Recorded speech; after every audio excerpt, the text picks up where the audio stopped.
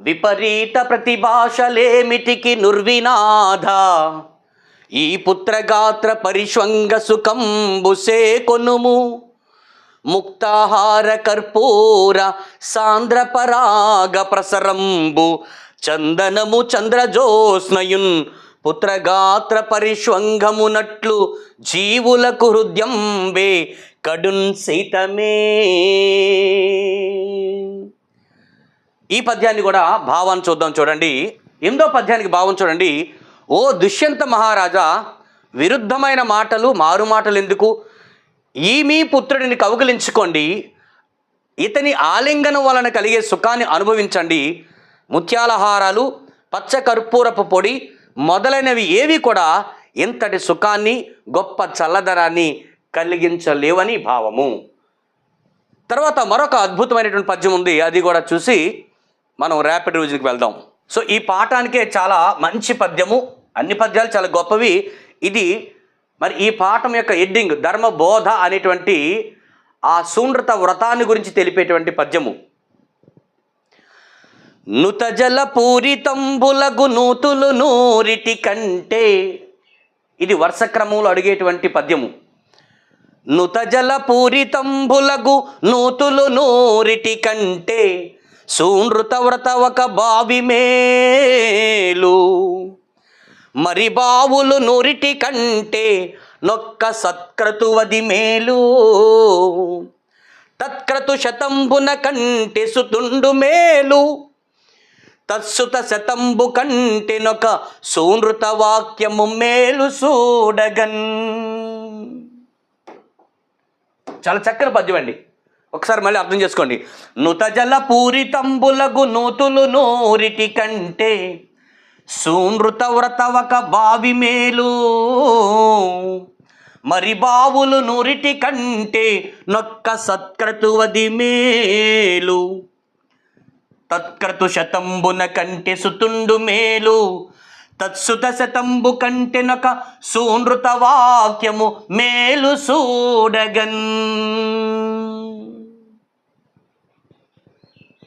దీని యొక్క భావాన్ని ఒకసారి గమనించండి, ఎంత సత్య ధర్మము దాగి ఉందో చూడండి. ఇక్కడ సత్యవాక్యాన్ని పరిపాలించే నియమము గల ఓ రాజా, మంచి నీటితో నిండిన 100 చేదుడు బావుల కంటే ఒక దిగుడు బావి మేలు. మంచినీటితో నిండినటువంటి 100 చేదుడు బావుల కంటే ఒక దిగుడు బావి మేలు. అంటే 100 బావులు ఉన్నాయి, కానీ అవి తాగడానికి తెచ్చుకోవడానికి చాలా కష్టమైనవి. అదే ఒక దిగుడు బావి ఉంటే చాలు, తాగడానికి మరి శ్రమ లేకుండా తెచ్చుకోవడానికి ఒక దిగుడు బావి ఉంటే మేలు అంటున్నాడు. అంటే 100 బావుల కంటే ఒక దిగుడు బావి మేలు అంటున్నాడు. అలాంటి దిగుడు బావులు నూరిటి కంటే ఒక యజ్ఞము మంచిది. అలాంటి తాగడానికి పనికొచ్చేటువంటి 100 దిగుడు బావుల కంటే ఒక యజ్ఞము మంచిది, ఒక యాగము, ఒక వ్రతము మంచిది అంటున్నాడు. తర్వాత దాన్ని అటువంటి 100 యాగాల కంటే ఒక పుత్రుడు మేలు. అటువంటి 100 మంది పుత్రుల కంటే ఒక సత్యవాక్యము చాలా గొప్పది.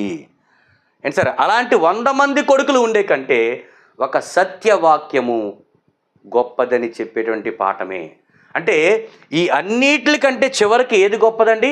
చూడండి, 100 బావుల కంటే ఒక దిగుడు బావి గొప్పది. 100 దిగుడు బావుల కంటే ఒక యజ్ఞం, ఒక యాగము గొప్పది. అటువంటి 100 యాగాల కంటే ఒక పుత్రుడు గొప్పవాడు. అలాంటి 100 మంది పుత్రుల కంటే ఒక సత్యవాక్యము గొప్పది. ఇది ధర్మబోధలో ఉన్నటువంటి ప్రధానమైన అంశము. కాబట్టి దీని మీద వచ్చేటువంటి క్విక్ రివిజన్ ప్రశ్నస్కి వెళ్దామా? జాగ్రత్తగా వినండి. రైట్, ధర్మబోధ పాఠములో ఉన్నటువంటి MCQ ర్యాపిడ్ రివిజన్ ప్రశ్నలన్నీ కూడా మీకు వేగంగా ఇస్తాను. చూడండి, మొదటి ప్రశ్నకి వెళ్దాం. మానవులు చేసే ప్రతి పనికి, ప్రతి సంకల్పానికి సాక్షి 1 అంతరాత్మ, 2 అరిషడ్వర్గాలు, 3 చతురాశ్రమాలు, పాపపుణ్యాలు. మీరు ఇప్పుడు దాకా పాఠం విన్నారు కాబట్టి ఈజీగా మీరు చేసేయాలి సార్. చెప్పండి ఆన్సర్లు, మీరే కామెంట్ చేయండి, ఓకేనా? ద రైట్ ఆన్సరు 1 అంతరాత్మ. ప్రతి సంకల్పానికి సాక్షి, మానవులు చేసే ప్రతి పనికి సంకల్పానికి సాక్షి అంతరాత్మ.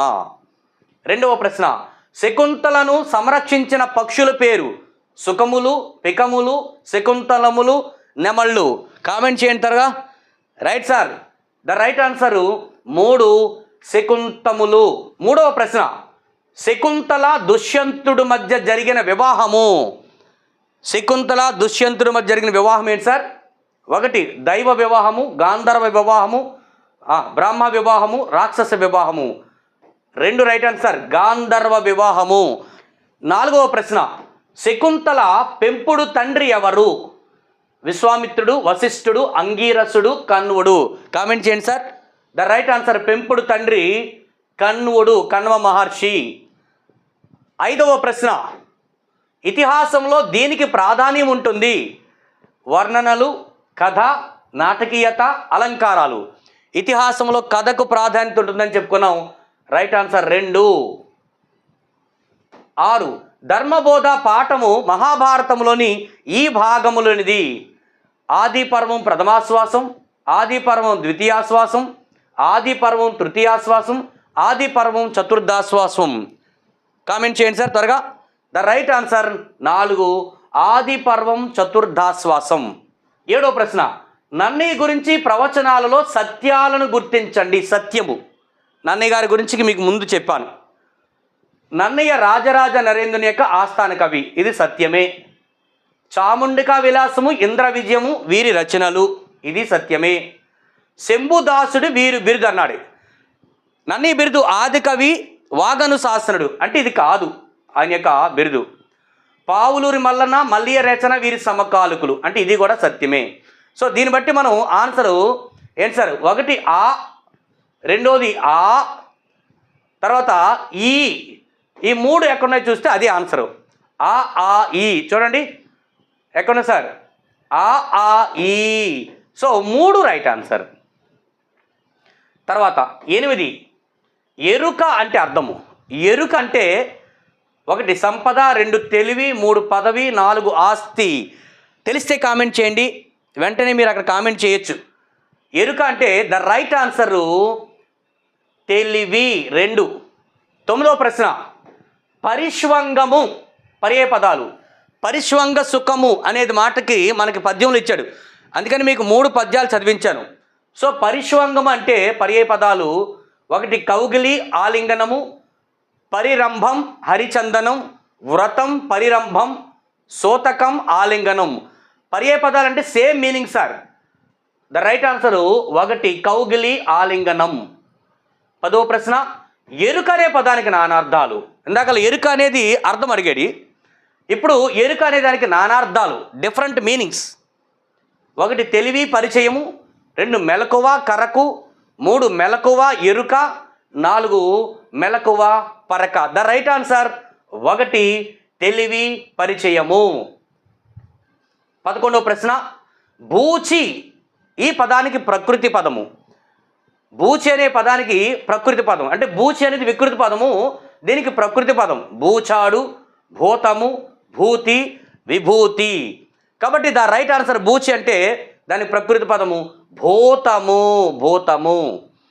ఓకేనండి. మరి మీ దగ్గర ఈ యొక్క అకాడమీ మెటీరియల్ ఉంటే మీరు దాన్ని చూసుకుంటే ఒకసారి వింటే సరిపోద్ది. లేని వాళ్ళు ముఖ్యమైనటువంటి అంశాలు ఉంటే మీరు నోట్స్లో రాసుకోండి. ఇప్పుడు వింటున్నప్పుడు వచ్చేసినట్టే ఉంటుంది, కానీ ముఖ్యమైనవి మీరు అన్నీ రాయమని నేను చెప్పను, కానీ మీకు ఏదైతే మీకు ముఖ్యంగా అనిపిస్తుందో మర్చిపోతారు అనుకుంటారో అవి ఒక నోట్స్ తీసుకుని చక్కగా రాసుకోండి. టెట్ ఎగ్జామ్ కానీ డిఎస్సి ఎగ్జామ్ కానీ వెళుతున్నప్పుడు చాలా ఈజీగా ఉంటుంది మీకు. ఓకేనా? ఇన్ని క్లాసులు మీకు చాలా మరి ఇబ్బంది అయినప్పుడు కూడా చాలా కష్టపడి ఈ వీడియోస్ అన్నీ మీకు అందించాలనే ఉద్దేశంతో చెప్పడం జరుగుతుంది సార్.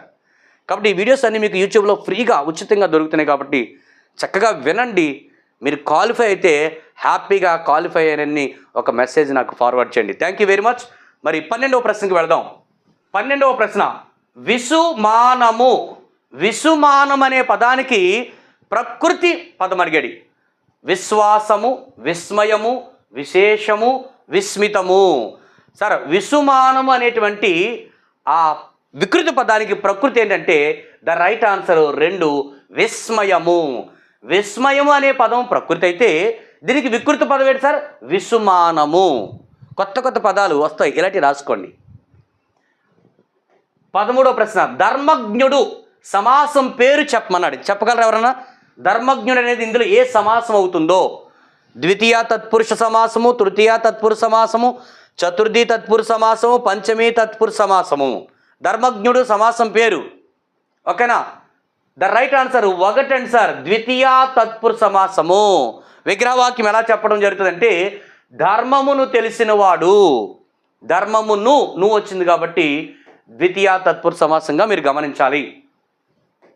14 లోకస్తుతి, ఈ పదానికి విగ్రహవాక్యం చేయమన్నాడు. ఎవరైనా చేస్తారా? కామెంట్లో చేయండి. ఓకేనా? ఇది మనకి అకాడమీ పుస్తకాల్లో, తెలుగు అకాడమీ పుస్తకాల్లో గవర్నమెంట్ వారు ఇచ్చినటువంటి ప్రశ్నలు సార్. ఓకేనా? కాబట్టి లోకస్తుతి అనేది ఈ పదానికి విగ్రహవాక్యం అంటే చూద్దాం. 4 లోకమును స్తుతించుట, లోకము కొరకు స్తుతి, లోకము చేత స్తుతి, లోకము నందు స్తుతి. కామెంట్ చేయండి మీరు అనుకున్నటువంటి ఆన్సరు. ద రైట్ ఆన్సర్ లోకమును స్తుతించుట ఒకటి రైట్ ఆన్సర్.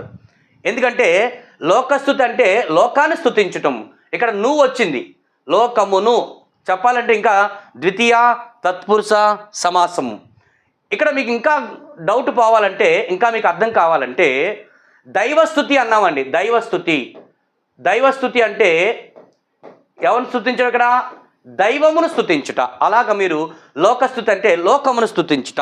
15వ ప్రశ్న సూనృత వ్రత, సూనృత వ్రత ఈ పదములోని సమాసము. సూనృత వ్రత ఈ పదములోని సమాసము 1 అవ్యయీభావ సమాసం, ద్వంద్వ సమాసము, ద్విగు సమాసము, బహువ్రీహి సమాసం. కొంచెం ఆలోచించాలి, చాలా మంచి ప్రశ్న. సూనృత వ్రతం అంటే, సూనృతం అంటే సత్యము, వ్రతం అంటే యాగము, వ్రతము చేయట. కాబట్టి సూనృతము వేరు, వ్రతము వేరు, కలిపితే సూనృత వ్రత. కాబట్టి ఇక్కడ ఈ పదములో అవ్యయీభావ సమాసం కానే కాదు. అవ్యయము పూర్వపదంగా కలిగిన దాన్ని అవ్యయీభావ సమాసం అంటారు. ద్విగు సమాసం అని చెప్పడానికి సంఖ్య లేదు. అంటే మనం తెలియనప్పుడు ఒక ప్రశ్న వస్తే దాన్ని ఎలాగ మీకు మరి ఆన్సర్ చేయాలనేది ఇక్కడ చెప్తున్నాను. ఇక్కడ ఉన్నటువంటి ఆప్షన్ చూసుకోవాలి సార్. ఇప్పుడు అవ్యయీభావ సమాసం అంటే అవ్యయం పూర్వపదంగా కలిగింది, కానీ ఇక్కడ లేదు. మీకు అవ్యయీభావ సమాసం గురించి కూడా నేను వీడియోలు చాలా చేశాను. 2 ద్వంద్వ సమాసం అంటే సూనృతము వ్రతము అని ఇక్కడ మీకు కొంచెం డౌట్ రావచ్చు. సో అవ్యయీభావ సమాసం కాదు, ద్విగు కాదు, బహువ్రీహి సమాసం. సో ఈ రెండిట్లోనే ఉంది. చాలామంది తెలియకపోతే సూనృతము వ్రతము అని పెట్టడం జరుగుతుంది, కానీ కాదు. చూడండి, ఇది 4 రైట్ ఆన్సర్ బహువ్రీహి సమాసము. ఎందుకంటే సూనృత వ్రతం అంటే, సూనృతం అంటే అర్థం ఏంటి? సత్యము.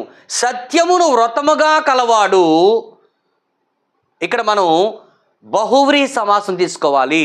సత్యమును వ్రతముగా కలవాడు కాబట్టి సూనృత వ్రతుడు. కాబట్టి 4 బహువ్రీహి సమాసము. ఓకేనండి. 16వ ప్రశ్న సరి అయిన పద్య పదాన్ని అమర్చండి. సో ఇక్కడ ఒక పాదాన్ని ముక్కలుగా చేయడం జరిగింది. వీటిని మనం సరి అయినటువంటి క్రమంలో పెట్టాలి. ఆ చంద్ర సూర్యులు, ఆ అన్మహా పదార్థము, ఈ రాత్రియు, ఈ యముడును, ఊ అహంబును. చెప్పాను మీకు ముందు 3 పద్యాలు ఎందుకు పాడానంటే ఇలాంటి అంశాలు. ఎందుకంటే ఒక్కొక్కసారి పేపర్ కొంచెం కఠినంగా రావచ్చు. అందుకని దీన్ని మీరు ఒకసారి చూడండి. దేంతో స్టార్ట్ చేయొచ్చు, దేంతో ముందుగా ఈ పదము స్టార్ట్ అవుతుందని మనకు ఒక్కటన్నా తెలిస్తే ఈజీగా అర్థమవుతుంది.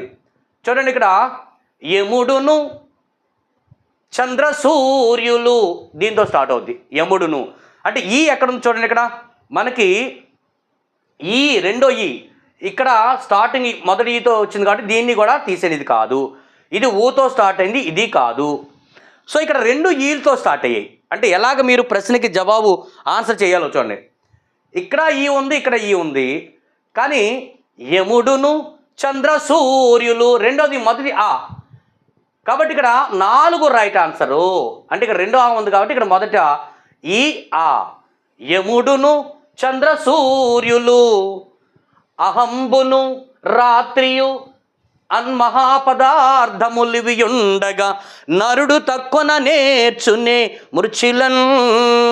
కాబట్టి నరుడు మరి తక్కువన నేర్చునే మృత్యులు అనేటువంటి మాటను ఇక్కడ చెప్పడం జరిగింది. కాబట్టి ద రైట్ ఆన్సరు 4. 17వ ప్రశ్న ధర్మార్థ కామ సాధనకు ఉపకరణంబు గృహనీతి విద్యకు డాష్ ఖాళీలో సరిపోయేదని చెప్పమన్నాడు. సో ధర్మార్థ కామ సాధనకు ఉపకరణము గృహనీతి విద్యకు హృదయము, ప్రియము, సభ్యతి, గృహము. సో గృహనీతి విద్యకు గృహము 4 ఆన్సరు. 18వ ప్రశ్న, హృదయ సంతోషమునకు సంజనకంబు ఖాళీలో సరిపోయే పదాన్ని గుర్తించండి. హృదయ సంతోషమునకు ఎవరండి? భర్తకి సంతోషాన్ని ఇచ్చేది, భర్త హృదయానికి సంతోషాన్ని కలిగించేది ఎవరంటే మరి సద్గతి, భార్యయ, సూత, పుత్రవంతుడా. సో భర్త పిల్లల హృదయాలకు సంతోషాన్ని కలిగించేది ఎవరంటే భార్య. The right answer 2. 19, దీపంబు వలన నుండక డాష్ ప్రభవించినట్లు. ఇది ఈ పాఠంలో ఉన్నటువంటి కొన్ని పద్యాలు ఇంపార్టెంట్ తీసారు కాబట్టి అవే మీకు చెప్పేస్తున్నాను, అవే మీరు ఒకసారి చూసుకుని వెళ్ళండి, సరిపోతుంది. దీపంబు వలన నుండొక దీపము ప్రభవించినట్లు, అంతే కదండి. ఒక దీపం వల్ల అనేకమైన దీపాలు వెలుగుతాయి కాబట్టి దీపంబు వలన నుండొక డాష్ దీపము ప్రభవించినట్లు. 3 రైట్ ఆన్సర్. 20వ ప్రశ్న, 1000 అశ్వమేధ యాగములు చేయడం కంటే గొప్పది ఏంటి? 1000 అశ్వమేధ యాగములు చేయడం కంటే గొప్పది ఏంటండి? ధర్మం చేయడమా, భూదానం చేయడమా, షోడశ మహాదానాలు చేయడమా, సత్యం మాట్లాడమా? చెప్పండి. నుతజల పూరితంబులగు నూతులు నూరిటి కంటే సూనృత వ్రతవక బావి మేలు, మరి బావులు నూరిటి కంటే సత్క్రతువది మేలు, తత్క్రతు శతంబున కంటే సుతుండు మేలు, తస్సుత సుతుండు కంటే సూనృత వాక్యము మేలు సోడగన్. మనకి పద్యం చూసుకున్నాం కాబట్టి మరి 1000 అశ్వమేధ యాగముల కంటే ఏది గొప్పదంటే 4 సత్యవాక్యము గొప్పది. తర్వాత 21వ ప్రశ్న, సర్వతీర్థాభిగమనంబు సర్వవేద సమధిగమము అంటాడు. దీంతో సరికావు. సర్వతీర్థాభిగమనంబు సర్వతీర్థయాత్రలకు తిరిగిన, సర్వవేద సమధిగం సర్వవేదాలు పఠించిన, దీనితో సరికావు. నువ్వు ఎంత గొప్పవాడువైనా, ఎక్కడెక్కడ ఎన్నెన్ని విద్యలు అభ్యసించినా, ఎన్ని తీర్థాలు పుణ్యక్షేత్రాలు తిరిగినా సరే దీనితో సరికావంట. ఏంటి? దానమా, కర్మ, త్యాగమా, సత్యమా? పాఠమంతా సత్యం కాబట్టి 4 రైట్ ఆన్సర్. 22వ ప్రశ్న, ఏనట నీవెట సుతుడట. అబ్బా, ఈ పాఠంలో దుష్యంతుడు శకుంతలు వచ్చినప్పుడు వీడు నీ కుమారుడయ్యా, వీడిని చేర్చుకో, నేను నీ భార్యనంటే అతడు కొంచెం గర్వంతో ఏమంటాడు? ఏనట నీవెట సుతుడట, నేనెక్కడ నువ్వెక్కడ సుతుడెక్కడ అనేటువంటి డైలాగులు అనమాట. కాబట్టి ఇది అన్నది ఎవరండి? దుష్యంతుడు, శకుంతల, కన్వుడు, ఆకాశవాణి. The right answer. అర్థమైపోతుంది. 1 దుష్యంతుడు. 23, గొనగొని వీడు నీకును శకుంతలకున్ ప్రియనందనుండు అన్నది ఎవడు? గొనగొని వీడు నీకును శకుంతలకున్ ప్రియనందనుండు అన్నది ఎవరు? శకుంతల, దుష్యంతుడు, దివ్యవాణి, విశ్వామిత్రుడు. కాబట్టి అక్కడ మరి దుష్యంతుడు శకుంతలను తిరస్కరించినప్పుడు శకుంతల పాపం ఏడుస్తూ బయటకు వస్తున్న సందర్భంలో దివ్యవాణి మాట్లాడుతుంది. దివ్యవాణి. కాబట్టి వీడంటే ఇక్కడ భరతుడు నీకును శకుంతలకని పుట్టినటువంటి కుమారుడు, వీడిని చేర్చుకో అనేటువంటి సందర్భంలో మరి దివ్యవాణి మాట్లాడతాదు. ఓకేనా? రైట్ ఆన్సర్ ఎంతండి? 3. 24, ధార. ఈ పదానికి నానార్థాలు. ధార అనే దానికి నానార్థాలు అడిగాడు. ప్రవాహము, నీటి చాలు, వితరణము, పుణ్యము, క్రమము, ఆచారము, కత్తి, అంచు, స్వభావం. తెలిస్తే కామెంట్ చేయండి. ధార అనే పదానికి నానార్థాలు కాబట్టి, డిఫరెంట్ మీనింగ్స్ కాబట్టి ద రైట్ ఆన్సర్ 1 అండి, ప్రవాహము, నీటి చాలు. 25వ ప్రశ్న, దిక్కు, కోరిక, నమ్మకం అనే నానార్థాలు ఇచ్చే పదం ఏంటి? ఇది కూడా నానార్థమే. అంటే దిక్కు, కోరిక, నమ్మకము అనేటువంటి నానార్థాలు ఇచ్చేటువంటి ఇందులో ఉన్న ఒక పదము చెప్పమన్నాడు. సో తృష్ణ, దిశ, ఆశ, మరి వంశం అన్నాడు. కాబట్టి ద రైట్ ఆన్సర్ తెలిస్తే కామెంట్ చేయండి. 3 ఆశ. 26వ ప్రశ్న, వినండి. ఈ పదానికి వ్యతిరేక క్రియారూపం. వినండి అంటే దానికి వ్యతిరేకం ఏంటండి? వినకండి. ఎక్కడుంది? The right answer 2. సో వినండి అంటే వినలేదు, వినకండి, వినడం లేదు, వినడు. కాబట్టి వినండి అంటే దానికి వ్యతిరేక వాక్యము వినకండి. So 2 right answer. 27 ఉపమాలంకారములో వలె, పోలే, విధాన వంటి పదాలు కలిగిన దాన్ని ఏమంటారు? సో ఉపమాలంకారం అంటే ఏంటి సార్? మనకి ఉపమేయాన్ని ఉపమానంతో పోల్చి చెప్పడాన్నే ఉపమాలంకారం. అంటే ఉపమాన ఉపమేయములకు మనోహరమైనటువంటి సాదృశ్యము, పోలిక చెప్పే అలంకారాన్ని ఉపమాలంకారం అంటారు. ఉపమాలంకారంలో 4 భాగాలు ఉంటాయని చాలాసార్లు చెప్పాను. ఏంటది? 1 ఉపమేయము, 2 ఉపమానము, 3 ఉపమావాచకము, 4 సమానధారము. సో ఇందులో పోలిక చెప్పే పదాన్ని ఏమంటారంటే ఉపమావాచకము. కాబట్టి వలే, పోలే, విధాన వంటి వాటిని చెప్పే పదాన్ని ఏమంటారంటే ఉపమావాచకము. 3 రైట్ ఆన్సర్. ఇంకా చెప్పాలంటే విధాన, భంగి, రీతి ఇవన్నీ కూడా మనకి ఉపమావాచక పదాలే. సో ఉపమాలంకారం మీద అన్ని ఎగ్జాంపుల్తో చాలా మంచి వీడియో కూడా చేశాను, అది కూడా మీరు చూడండి. 28 మత్తేభం పద్యపాదానికి మొత్తం అక్షరాలు ఎన్ని?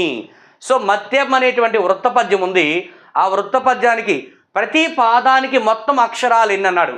సో ప్రతి పద్యానికి ఎన్ని పాదాలు ఉంటాయండి? 4 పాదాలు. పాదం అంటే లైన్. సో ఇక్కడ మనకేమన్నాడు? మత్తేభము. సో మత్తేభ పద్యానికి ప్రతి పాదానికి ఎన్ని అక్షరాలు ఉంటాయంటే మత్తేభానికి జాగ్రత్తగా గమనించాలి 20 అక్షరాలు ఉంటాయి సార్. 20 మత్తేభానికి ఎన్ని ఉంటాయండి? 20 అక్షరాలు. చూడండి ఎక్కడ ఉందో రైట్ ఆన్సర్ 4. చూడండి ఇక్కడ మీకు ఇంకొక అన్నీ చెప్పేస్తాను, 4 చెప్పేస్తాను. ప్రతి పాదానికి మత్తేభానికి ఎన్ని ఉంటాయి సార్? 20 ఉంటాయి మత్తేభం. మరి ఉత్పలమాలకు కూడా గమనించాలి 20 ఉంటాయి ఉత్పలమాల. ఇది గమనించాలి మీరు. మత్తేభ పద్యానికి 20 అక్షరాలు ఉంటాయి ప్రతి లైన్కి. ఉత్పలమాలకి కూడా 20 అక్షరాలే ఉంటాయి. మరి శార్దూల పద్యానికి 19 అక్షరాలు ఉంటాయి. 19 శార్దూలానికి. ఓకేనా? మరి చంపకమాలకి ఎన్ని ఉంటాయి అంటే చంపకమాలకి 21 అక్షరము, 21 లెటర్స్ ఉంటాయి. సో ఉత్పలమాలకి 20, మత్తేభానికి కూడా 20, శార్దూలానికి 19 అక్షరాలు, అలాగే చంపకమాలకి 21 అక్షరాలు, 21 లెటర్స్ ఉంటాయి. అలా ప్రతి పాదానికి. అయితే మరి రాబోయే డిఎస్సిలో కానీ టెట్లో కానీ ప్రశ్న ఎలాగ అడగచ్చు తెలుసా? ఉత్పలమాలలో మొత్తం ఎన్ని అక్షరాలు ఉంటాయని అడిగాడు అనుకోండి, ఎన్ని ఉంటాయి చెప్పండి? ఇక్కడ ఏమన్నాడు? ఉత్పలమాలలో ఒక పాదానికి 20 ఉంటాయి కాబట్టి 4 పాదాలు ఎన్ని ఉంటాయి చెప్పండి? 80 అక్షరాలు ఉంటాయి. 4 20 80. అలాగే మత్తేభానికి కూడా మొత్తం అక్షరాలు పద్యంలో 80 ఉంటాయి. మారుతున్నటువంటి పరీక్షా విధానానికి మనం ఇలా కూడా అన్వయించుకోవాలి. ఎందుకంటే ఇక్కడ బిట్ అడిగాడు మత్తేభంలో పద్యపాదానికి మొత్తము ఎన్ని అక్షరాలు ఉంటాయంటే ఒక పద్యపాదానికి అడిగాడు 20 చెప్పాము. 4 పద్యపాదాలు అడిగితే 80.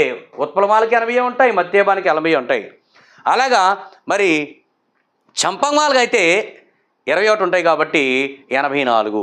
అలా మన అన్ని పద్యాలని కూడా గమనించాలి. ఇలా కూడా మనం ప్రిపేర్ అవ్వాలి. 29వ ప్రశ్న దార. చూడండి చాలా జాగ్రత్తగా గమనించాలి. దార. దారని ఈ పదానికి పర్యాయ పదాలు అడిగాడు. శర్కర, పంచదార, భార్య, కళత్రము, కొమ్మ, ఇంతి, రామ, ఇంతి. తెలిస్తే కామెంట్ చేయండి. చాలామందికి ఇది తెలియదు, ఎందుకంటే ఎక్కువగా ఊహిస్తే తప్పు పెడతాం. కాబట్టి దార అనేటువంటి పదానికి అర్థం ఏంటి తెలుసా? పర్యాయ పదాలే భార్య, కళత్రము. కాబట్టి భార్య అన్న దార అన్న ఒకటే మరి పర్యాయ పదము, కళత్రం అన్న భార్యే. 30వ ప్రశ్న త్రికము. త్రికము మీద అసంయుక్త హల్లునకు ద్విత్వంబు బౌళముగా నగున్. ఈ సూత్రము చేత ఏర్పడినటువంటి పదము ఏంటి సార్? త్రికము. త్రికం అంటే ఏంటి సార్? త్రికములంటే ఆ, ఈ, ఏలను త్రికములు అంటారు. ఈ 3 అక్షరాలని ఆ, ఈ, ఏ అనేటువంటి సర్వనామములను త్రికములు అంటారు. ఇది మొదటి సూత్రం. కాబట్టి రెండవ సూత్రం చూడండి త్రికసంధికి త్రికము మీద అసంయుక్త హల్లునకు ద్విత్వంబు బహుళముగా నగున్. ఈ సూత్రము చేత ఇక్కడ ఎలాగ ఏర్పడిందంటే చూడండి ద రైట్ ఆన్సర్ 2 అండి. ఆ ప్లస్ పరమ, అప్పరమ. అప్పరమ అనేది త్రికము మీద, ఇగో త్రికం అంటే ఇది ఆ, అసంయుక్త హల్లునకు ద్విత్వంబు. అసంయుక్త హల్లు అంటే ఇప్పుడు పా ఉందనుకోండి, ఇది అసంయుక్త హల్లు అంటే దీని మీద ఎటువంటి ఒత్తు లేదు, పా కింద పా ఒత్తు లేదు. కాబట్టి అసంయుక్త హల్లు అంటే సింగిల్ హల్లుతో కూడినదన్నీ కూడా అసంయుక్త హల్లులే. ఇప్పుడు కా ఉందనుకోండి, కా అసంయుక్త హల్లే. ఇప్పుడు కా కింద కా ఒత్తు పెట్టానుకోండి, అది సంయుక్త హల్లుగా మారిపోవచ్చు. అంటే మనం వ్యాకరణాంశాలకు వెళ్తే దాన్ని మనం ద్విత్వాక్షరం అని కూడా చెప్పొచ్చు. అందుకని ఇక్కడ త్రికము మీద అసంయుక్త హల్లునకు ద్విత్వము. ద్విత్వం అనేది అంటే పా కింద పా ఒత్తు. అసంయుక్త హల్లు అంటే మామూలు పా, ద్విత్వం వస్తే పా కింద పా ఒత్తు వస్తే ద్విత్వంబు బహుళముగా నగును. దాని ప్రకారంగా చూస్తే మనకి ఏమైంది సార్, ఇది ఆ ప్లస్ పరమ అపరమ. సో ద రైట్ ఆన్సర్ ఏంటి సార్? 2 right answer. త్రికసంధిలోనే 3వ సూత్రం కూడా ఇక్కడ ఇచ్చాడు. ద్విరుక్తంబగు హల్లు పరంబగునప్పుడు ఆచికంబునకు దీర్ఘంబు రస్వంబునగును అన్నాడు. ఈ సూత్రము కూడా ఈ సంధికి చెందినదే, గమనించాలి. అందుకనే త్రికసంధికి 3 సూత్రాలు ఉంటాయి. ఆ ఈ ఏలు అనే వాటిని త్రికములు అంటారు. త్రికము మీద అసంయుక్త హల్లునకు ద్విత్వంబు బహుళముగా నగును, ద్విరుక్తంబగు హల్లు పరంబొగునప్పుడు ఆచికంబునకు దీర్ఘంబు రస్వంబగును అంటాడు. అందుకని ఈ 3 సూత్రాలు చూస్తే ఖచ్చితంగా వచ్చేస్తుంది. ఏంటి సార్ చూడండి, ద్విరుక్తంబగు హల్లు పరంబొగునప్పుడు ఆచికంబునకు దీర్ఘంబు రస్వంబునగును. ఇది కూడా ఏ సంధి అంటే 4 త్రిక సంధి. ఏమీ లేదు మనకి. చూడండి, అక్కన్య అన్నాం అనుకోండి, అక్కన్య ఇది ఏ సంధి? ఎలా విడదీయాలంటే ఆ ప్లస్ కన్యా. అపతివ్రత అనే పదం ఉందండి, ఆ ప్లస్ పతివ్రత. అత్తరి ఆ ప్లస్ తరి, ఇత్తరి ఈ ప్లస్ తరి, ఇబ్బంగి ఈ ప్లస్ భంగి. ఇవన్నీ త్రికసంధి పదాలు. ఓకేనా? రైట్. 32 కింది పదాలలో సరళాదేశ సంధి జరిగినప్పుడు సంశ్లేష రూపానికి ఉదాహరణ. సంశ్లేష రూపం అంటే చూడండి, ఇక్కడ అనుచున్ బలికే నా కింద బావొత్తు, మనం చూస్తే దీన్ని సంశ్లేష పదాలు అంటాము. ఎందుకంటే ధృత ప్రకృతికముల మీద పరుషములకు సరళమగు, ఇది ధృత ప్రకృతి సంధి, లేదా దాన్నే మరొక పేరు మనం సరళాదేశ సంధి అని చెప్తాం. ధృత ప్రకృతి సంధికే మరొక పేరు సరళాదేశ సంధి. సో సరళాదేశ సంధి జరిగినప్పుడు సంశ్లేష ఏంటి సార్? అనుచున్ బలికే నా కింద బావొత్తు వచ్చింది కాబట్టి మనం దాన్ని మీరు గమనించాలి. దీనికి మరి సూత్రం ఉంటుంది. ధృత ప్రకృతికముల మీద పరుషములకు సరళములగును అనే సూత్రము. ఆదేశ సరళాలకు ముందున్న ధృతమునకు బిందు సంశ్లేషణ విభాషణగు. కాబట్టి ఇవి ఎస్ఏ తెలుగు వాళ్ళు వీటి మీద మీరు కొంచెం దృష్టి సాధించాలి. ఎస్జిటి వారు అలాగే మరి ఆల్ స్కూల్ అసిస్టెంట్లు ఎస్ఏ తెలుగు వారు కాకుండా మిగిలిన వారు మీకు అంత డెప్త్గా వెళ్ళడు కాబట్టి వీటిని మీరు చూసుకోండి. 33 సార్, అంతరాత్మ ఈ పదంలోని సంధి ఇంకేంటి సార్? అంతః ప్లస్ ఆత్మ, అంతరాత్మ విసర్గ సంధి. చాలామంది మరి అంతరాత్మ ఉందని ఇక్కడ సౌందర్య సంధి ఇవ్వలేదు, సరిపోయింది. ఇక్కడ కానీ సౌందర్య సంధి కానీ ఇస్తే చాలామంది అంతరాత్మ అంటే అంతా ప్లస్ ఆత్మ, అంతరాత్మ అని సౌందర్య సంధి పెడతారు. కాబట్టి మిత్రులారా, అంతః ప్లస్ ఆత్మ అంతరాత్మ, కాబట్టి ఇది విసర్గ సంధి. 34 హృద్యంబే పదాన్ని విడదీగా వచ్చిన రూపము. హృద్యంబే కాబట్టి హృద్యంబు ప్లస్ ఏ ఉంటుంది చూడండి. ఎక్కడో హృద్యంబు ప్లస్ ఏ. The right answer 2. ఎందుకంటే హృద్యంబే, హృద్యంబు ప్లస్ బేలో అచ్చు ఏ ఉంది కాబట్టి హృద్యంబు ప్లస్ ఏ అలా విడగొట్టాలి. 35వ ప్రశ్న, 100 నూతుల కంటే గొప్పది. చెప్పండి, 100 నూతుల కంటే గొప్పది. నుతజల పూరితంబులకు నూతులు నూరిటి కంటే సూనృత వ్రత ఒక బావి మేలు. ఏంటి సార్? 100 నూతుల కంటే ఏది బెటర్ అంట? ఒక బావి మేలు. Right answer 4. 36 100 బావులను తవ్వించిన కంటే ఏది గొప్పది? 100 బావులను తవ్వించడం కంటే ఒక యుద్ధమా, ఒక యజ్ఞమా, త్యాగమా, సంపద? మరి దీని యొక్క ఆన్సరు ఒక యజ్ఞము గొప్పది. 37 చివరి ప్రశ్న, కింది పద్యపాదాలను సరైన క్రమములో అమర్చండి. విపరీత ప్రతిభాషలేమిటికి నుర్వినాద ఈ పుత్రగాత్ర పరిష్వంగ సుఖంబు సేకొనుము ముక్తహార కర్పూర సాంద్ర పరాగ ప్రసరంబు చందనము చంద్రజోస్నయున్ పుత్రగాత్ర పరిష్వంగమునట్లు జీవులకు హృదయం బెకడున్ సీతమే. ఆశ్చర్యపోతున్నారు కదా? సేమ్ పద్యం ఇచ్చేసాడు, సరైన క్రమంలో అమర్చమన్నాడే. ఏంటి సార్ అది? ఏమి అమర్చొద్దు, ఇంకా ఎలాగున్నది అలా చూసుకుంటే ఆ ఈ ఆ కాబట్టి మీరు దీన్ని చాలా జాగ్రత్తగా గమనించాలి, లేకపోతే మీరు తప్పు చేస్తారు. డైరెక్ట్గా పద్యం ఇచ్చాడు, కానీ మనకు ఆప్షన్లు మార్చాడు, దాన్ని సరైన క్రమంలో అమర్చమన్నాడు. సో రైట్ ఇదంతా పద్యం కూడా వరుసగా ఇచ్చాడు. కాబట్టి ఆ ఈ ఆ ఎక్కడ ఉంది చూడండి, ఎక్కడ సార్ మొదటి ఆ ఎక్కడ ఉంది, ఇక్కడ ఆ ఈ ఆ. The right answer 2. మిత్రులారా, మరి చక్కని వీడియో మీరు క్లాస్ విన్నారు. మరి చాలా లెంతీ వీడియో అయినప్పుడు కూడా మీరు జాగ్రత్తగా వినండి, ఎందుకంటే ఇంత వీడియోని మరి చెప్పాలి, మీకు పంపించాలంటే చాలా కష్టం. అయినప్పటికీ కూడా మరి టెట్ రాస్తున్న అభ్యర్థుల కొరకు, ఇన్ సర్వీస్ ఉపాధ్యాయుల కొరకు నేను చేస్తున్న మరి ఈ ప్రయత్నం ఫలవంతం అవ్వాలని, మీరందరూ కూడా మరి సక్సెస్ అవ్వాలని, టెట్ రాస్తున్నటువంటి ఉపాధ్యాయులు అయితే క్వాలిఫై అవ్వాలి, డిఎస్సి రాస్తున్న అభ్యర్థులు అయితే ఉద్యోగం సాధించాలనేటువంటి మోటివ్తో నేను ఈ క్లాసులు మీకు చెప్పడం జరుగుతుంది. కాబట్టి ఖచ్చితంగా ఇప్పటికి కూడా మరి సబ్స్క్రైబ్ చేయని వాళ్ళు ఒక సబ్స్క్రైబ్ చేసుకోండి, ఒక లైక్ చేయండి, ఖచ్చితంగా మీ కామెంట్ తయారు చేయండి. ధన్యవాదములతో మీ చిందాడ చిన్నోడు మాస్టారు.